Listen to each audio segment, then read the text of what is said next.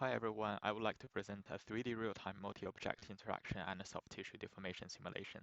This system is designed to facilitate the prototyping and development process of applications involving soft tissue deformation.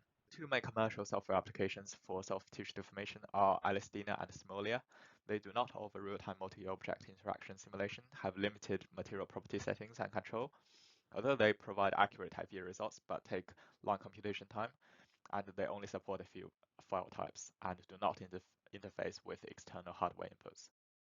My proposed workflow can import 3D meshes from a variety of 3D modeling softwares. A Blender add-on was developed to voxelize the mesh, which is then imported into Unity for interaction and deformation simulations. This workflow allows real-time multi-object interaction simulation, custom material property settings, and voxel level control, and helps with rapid prototyping and testing, as well as hardware peripheral integration.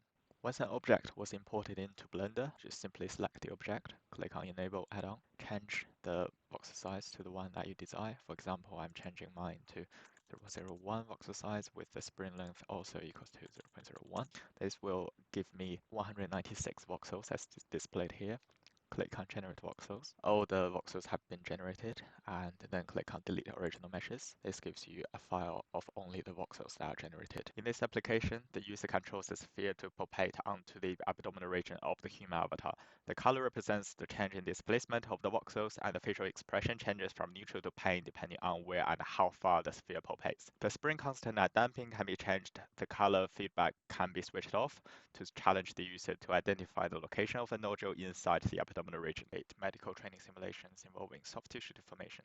Haptic feedback for VR controllers is another popular research area. The tissue dynamics model uses collision detection, which can be transmitted to a VR controller as haptic feedback, making the experience more immersive and realistic.